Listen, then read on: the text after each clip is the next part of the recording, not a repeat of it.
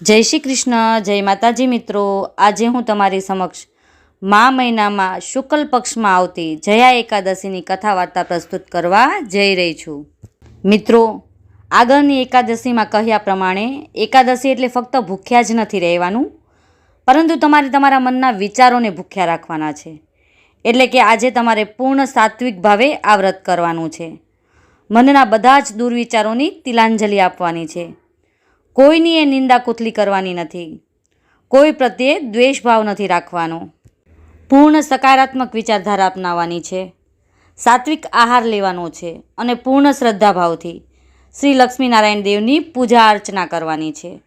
શ્રી વિષ્ણુ સહસ્ત્ર નામનો પાઠ, ગીતાજીના પાઠ, ઓમ નમો ભગવતે વાસુદેવાય મંત્રના જાપ અને શ્રી લક્ષ્મીનારાયણ દેવનું નિરંતર સ્મરણ કરી ભગવાનને પ્રસન્ન કરવાના છે.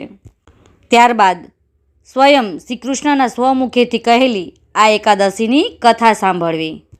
જ્યારે યુધિષ્ઠિરે મા મહિનાની સુદ પક્ષની એકાદશી વિશે જાણવાની માંગણી કરી ત્યારે ભગવાન શ્રી કૃષ્ણએ કહ્યું, હે રાજન, મા મહિનાના શુક્લ પક્ષમાં આવતી એકાદશીનું નામ જયા છે. આ બધા પાપોનું હરણ કરનારી ઉત્તમ તિથિ ગણાય છે. એ અપવિત્ર તથા સઘળા પાપોનો નાશ કરનારી છે. આટલું જ નહીં, પણ આ એકાદશી બ્રહ્મહત્યાનું પાપ તથા પિશાચ તત્વોનો પણ નાશ કરે છે. આ એકાદશીનું વ્રત કરવાથી મનુષ્યને ક્યારેય પિશાચોનીમાં જવું પડતું નથી. હે રાજન, હવે એની કથા સાંભળો. એક સમયની વાત છે. ઇન્દ્ર રાજાની સામે ગાંધર્વ નાચગાન કરી રહ્યા હતા. અપ્સરાઓ નાચી રહી હતી. એમાં એક પુષ્પવતી કરીને એક ગાંધર્વ કન્યા હતી, જે બહુ જ સ્વરૂપવાન હતી. એક માલ્યવાન નામનો ગાંધર્વ મલિનનો પુત્ર પણ હતો. આ બંને એકબીજાને પ્રેમ કરતા હતા. અત્યારે એમનું નાચગાન થઈ રહ્યું હતું. નાચગાન કરતાં કરતાં આ બંને એટલા પ્રેમમાં ભાવ વિભોર થઈ ગયા કે માલ્યવાન દીવાનો થઈ ગયો. સંગીતના સુરો બેસુરા થવા લાગ્યા. પુષ્પાવતી પ્રેમમાં પાગલ બનીને નાચવાના તાલ ભૂલવા લાગી. ઇન્દ્ર રાજાએ આ બધું જોયું અને ક્રોધિત થઈ ગયા. શ્રાપ આપ્યો, તમે બંને પિશાચોનીમાં જાઓ. ભરી સભામાં અપમાન કરવાવાળાને આવી જ સજા આપવામાં આવે છે. અપવિત્ર પાણી અને અપવિત્ર ભોજન જ તમારા માટે યોગ્ય છે.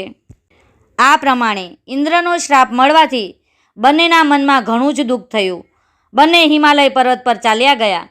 પિશાચીઓની પ્રાપ્ત કરીને ભયંકર દુઃખ ભોગવવા લાગ્યા. શારીરિક યાતનાથી ઉત્પન્ન થયેલા તાપથી પીડિત થઈને બંને પર્વતની ગુફાઓમાં ભટકતા હતા. એક દિવસ પિશાચે પોતાની પત્નીને કહ્યું, આપણે એવું તો કયું પાપ કર્યું છે કે જેનાથી આપણને આ પિશાચીઓની યાતનાઓ ભોગવવી પડે છે? નરકનું કષ્ટ અત્યંત ભયંકર છે અને પિશાચીઓની પણ આ ઘણું જ દુઃખ દેનારી છે. માટે પૂર્ણ પ્રયત્ન કરીને પાપથી બચવું જોઈએ. આ રીતે ચિંતાને કારણે બંને સુકાતા જતા હતા. અચાનક જ પિશાચને મા મહિનાના શુક્લ પક્ષની જયા એકાદશીની યાદ આવી અને આ દિવસે બંને તદ્દન ભૂખ્યા રહ્યા અને ભગવાન વિષ્ણુનું રટણ કરતા રહ્યા. આ દિવસે તેમણે કોઈ જીવની હિંસા ન કરી, એટલે સુધી કે ખાવા માટે તેમણે ફળ પણ ન તોડ્યું. નિરંતર દુઃખના કારણે બંને ચિંતામાં મગ્ન એક પીપળાના વૃક્ષ નીચે આવીને આખી રાત જ જાગતા બેસી રહ્યા. દિવસ ઉગ્યો, બારસનો દિવસ આવ્યો. આ પ્રમાણે પિશાચ દંપતીએ જયા એકાદશીનું વ્રત કર્યું અને આ વ્રતના પ્રભાવથી અને વિષ્ણુ ભગવાનની શક્તિથી આ બંનેનું પિશાચપણું દૂર થયું. પુષ્પવતી અને માલ્યવાન પોતાના પહેલાંના રૂપમાં આવી ગયા. એમના દિલમાં એ જ જૂનો સ્નેહ ઉભરાઈ રહ્યો હતો. તેઓ બંને મનોહર રૂપ ધારણ કરીને વિમાનમાં બેઠા અને સ્વર્ગલોકમાં ચાલ્યા ગયા. ત્યાં ઇન્દ્ર પાસે જઈને ઘણી જ ખુશાલી સાથે દંડવત પ્રણામ કર્યા. એ બંનેને આવા અલૌકિક રૂપમાં જોઈને ઇન્દ્રને ઘણું જ આશ્ચર્ય થયું. ઇન્દ્રએ તરત જ પૂછ્યું, બોલો, કયા પુણ્યના પ્રભાવથી તમે બંને પિશાચીઓનીમાંથી મુક્ત થઈને અહીં આવ્યા? તમે તો મારા શ્રાપથી શાપિત હતા, તો પછી કયા દેવતાએ તમને એમાંથી છુટકારો અપાવ્યો? માલ્યવાન બોલ્યો, સ્વામી, ભગવાન વિષ્ણુની કૃપા અને જયા નામની એકાદશીના વ્રતના પ્રભાવથી અમારું પિશાચપણું દૂર થયું છે. ઇન્દ્રએ કહ્યું, તો હવે તમે બંને સુધાપાન કરો. જે લોકો એકાદશીના વ્રતમાં મગ્ન અને શ્રી કૃષ્ણના શરણાગત થાય છે તેઓ મારા પણ પૂજનીય બને છે. અને જે લોકો આ મહાત્મ્યને વાંચે છે અથવા તો સાંભળે છે તે લોકોને અગ્નિહોમ યજ્ઞ કર્યા જેટલું પુણ્યફળ પ્રાપ્ત થાય છે.